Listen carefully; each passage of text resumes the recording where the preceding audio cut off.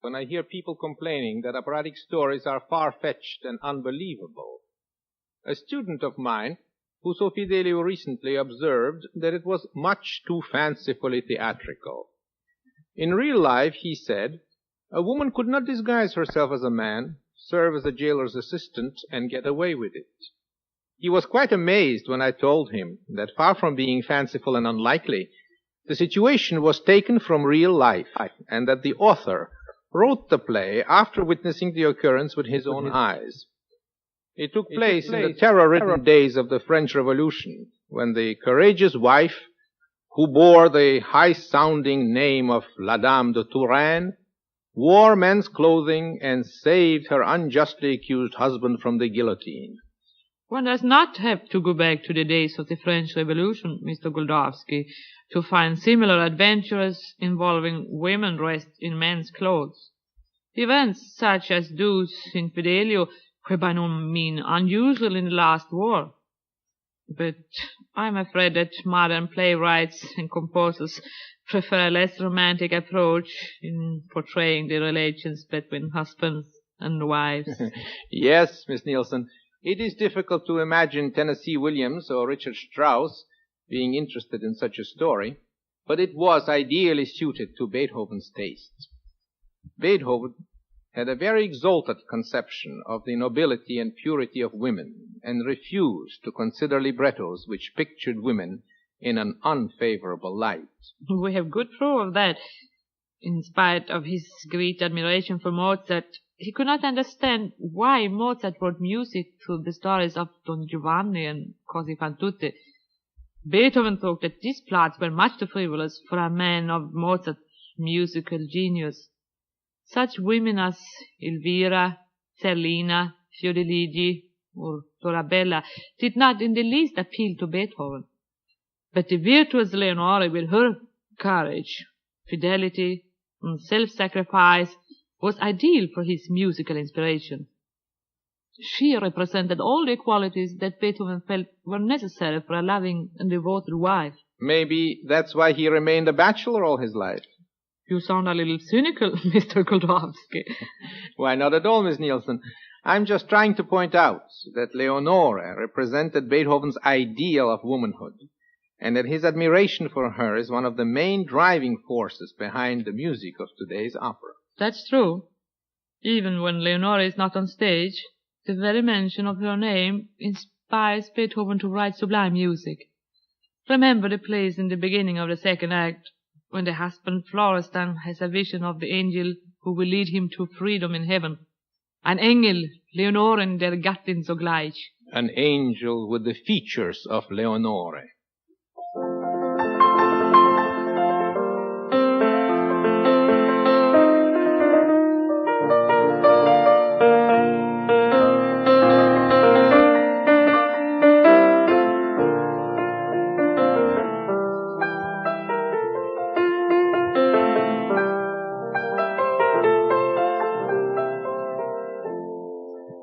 Yes, this is Beethoven's vision of the ideal wife. It is only natural, of course, that Florestan, the husband, should sing of Leonore in these rapturous tones. However, I find it very touching that when, in the very beginning of the opera, little Marcellina, the jailer's daughter, thinks of Fidelio, the handsome fellow with whom she has fallen in love, Beethoven gives her also a very moving and greatly idealized musical phrase.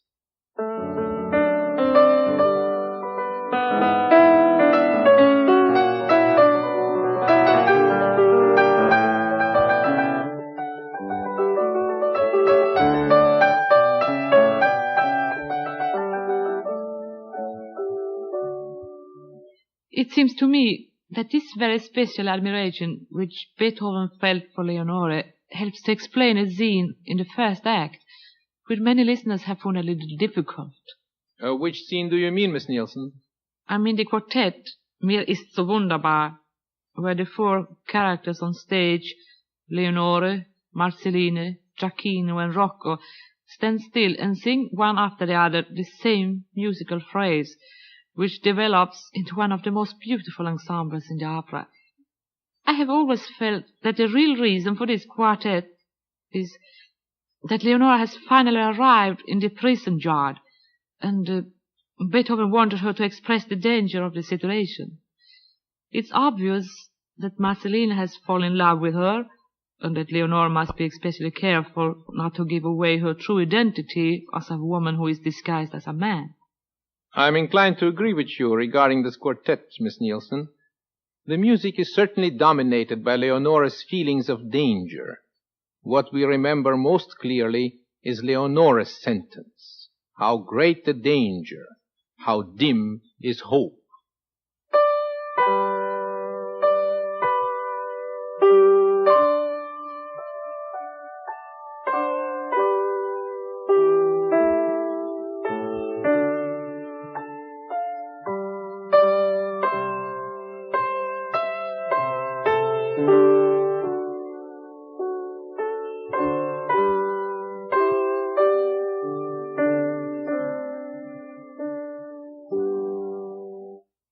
But we must not give the impression that today's opera is only about Leonora.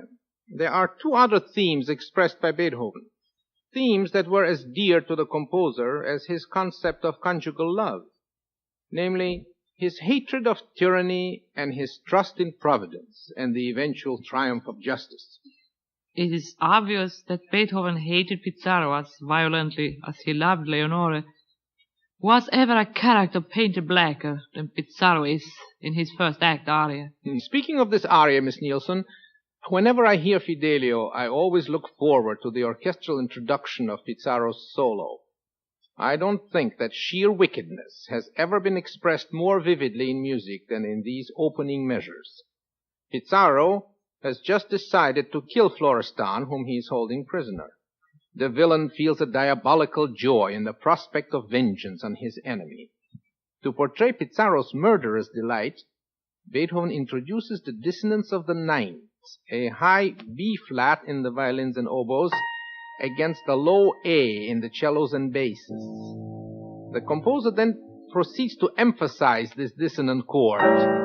He builds it up by repeating it over and over until we can literally see the black poison of Pizarro's criminal soul spilling over into his exclamation, "Ha, welch ein Augenblick! Oh, what a moment this is for me!"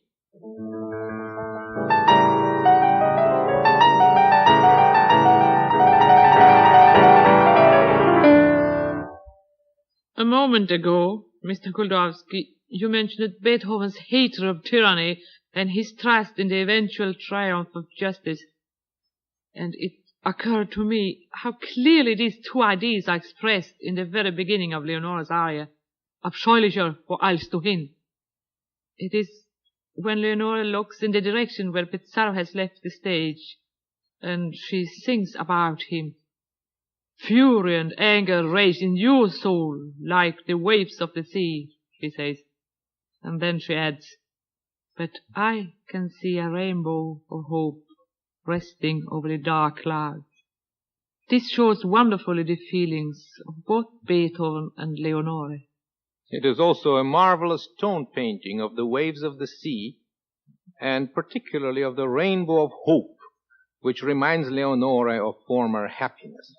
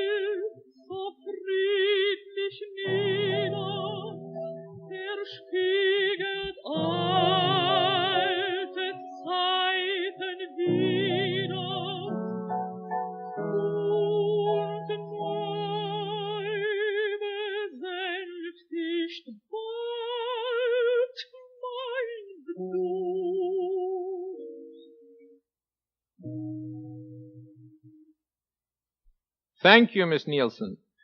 This same combination of hatred of oppression and confidence in God is also the dominant mood of the prisoner's chorus in the first act. How touching is the opening of this chorus, when the imprisoned men emerge from the dark cells and stretch their arms to the sky, reveling in the sunshine and the fresh air of the prison gardens. Observe how the vocal lines of the choristers and the accompanying passages of the woodwinds all move upward, as if also reaching up toward the sunshine and the blue sky.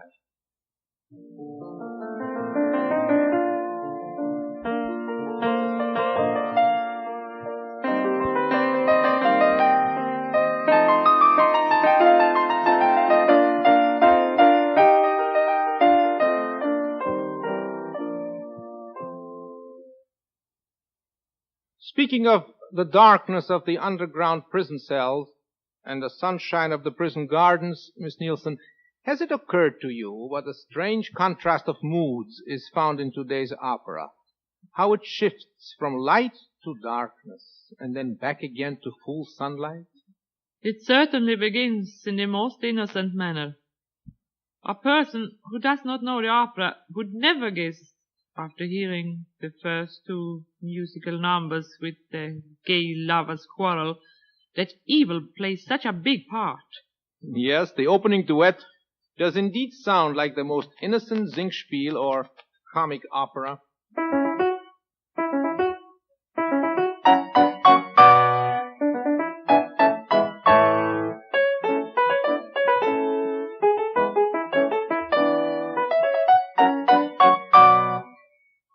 But gradually the atmosphere changes, and with Pizarro's decision to murder Florestan, the full extent of the tragedy becomes apparent. Leonora is told that she has been granted permission to accompany Rocco to the underground cell, so as to help him dig the grave of the condemned prisoner. She is almost certain that the condemned man is her husband. "To dig the grave of my own husband," she sings. What could be more dreadful?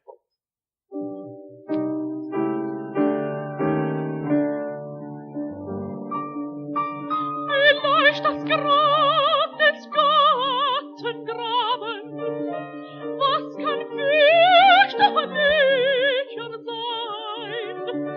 Was kann fürchterlicher sein? Some critics have complained that such a serious work as Fidelio starts out in such a light-hearted vein. But I think that it makes the pathetic aspect of the story more human and more touching to have it begin in such a completely unheroic manner. The contrast emphasizes the nature of the work. Nobody can complain that the second act is light-hearted. Here we have the total gloom and depression of an underground prison vault, and the very first words that Florestan sings are, "God, how dark it is here, and what a dreadful silence." By the way, isn't it strange, this idea of silence in opera, in music, where you can have anything except silence? Yes, Miss Nilsson, but Beethoven finds a way to illustrate this dreadful silence in the orchestra. For what does a man hear in total silence but the beating of his own heart? And this is just what Beethoven has the orchestra illustrate at this point. Against a barely audible throbbing of the strings, we hear the heartbeat of the kettle drum.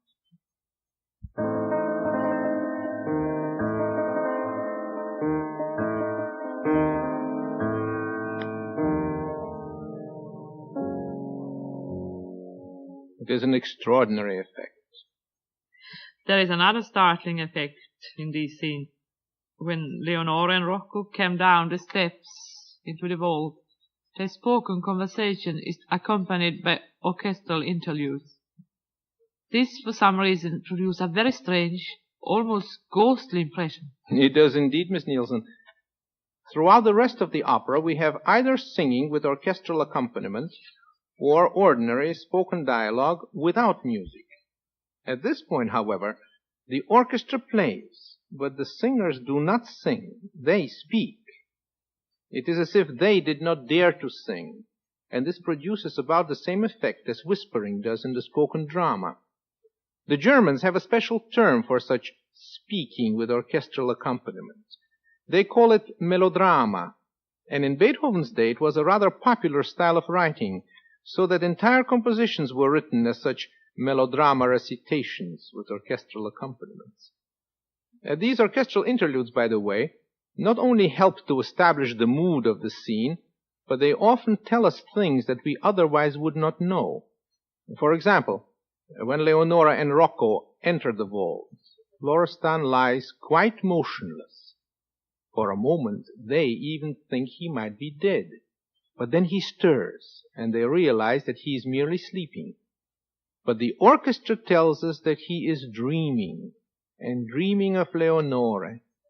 For here the oboe plays the same melody which Florestan sang when he had the vision of Leonora as an angel. There he is. He seems quite motionless. Perhaps he is dead. Do you think so?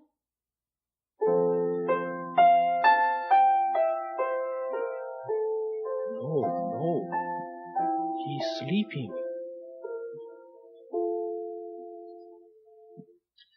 For a long time, Leonora cannot see Florestan's face, and so she is not sure whether the prisoner really is her husband. Yet she feels such a surge of compassion for the suffering man that she decides to save him, no matter who he is. This is without question the most impressive aspect of Leonora's character.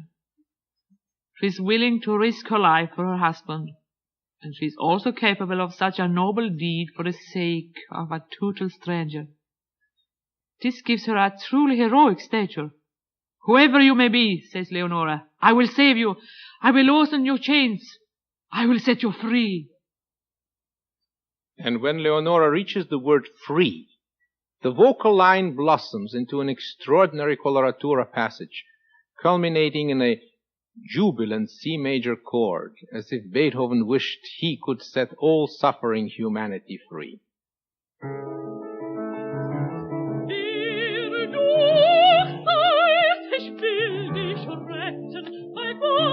Mein Gott, du sollst kein Opfer sein.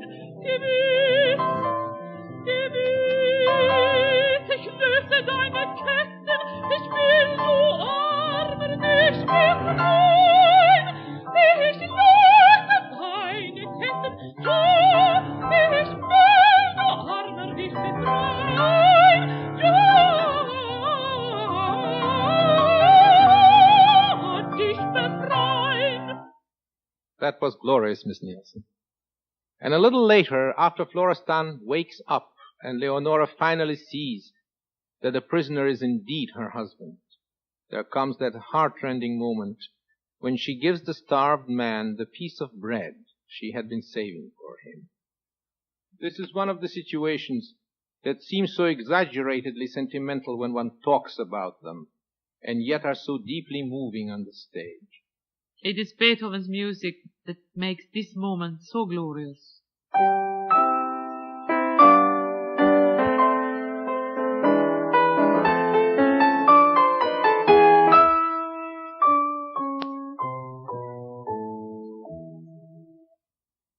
Human suffering always set Beethoven's imagination on fire, but so did joy, such as the nameless joy, the namenlose Freude, when the danger is gone and Leonora and Florestan fall into each other's arms.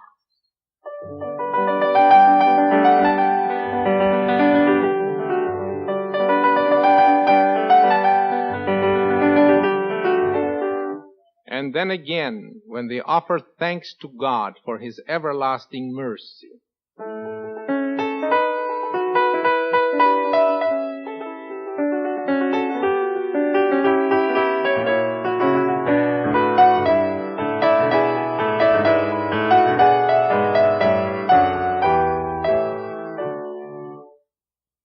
Yes, human suffering and joy were the twin sources of Beethoven's musical inspiration. And it is not surprising that one of the greatest of his compositions is the Ode to Joy in the finale of his Ninth Symphony. It seems that Beethoven could set words to music best when they expressed such ideas as brotherhood, freedom, justice, or fidelity. And so it is only natural that today's opera should end with the glorification of Fidelio, of feminine fidelity, of Leonora, whose courage and love saved her husband's life.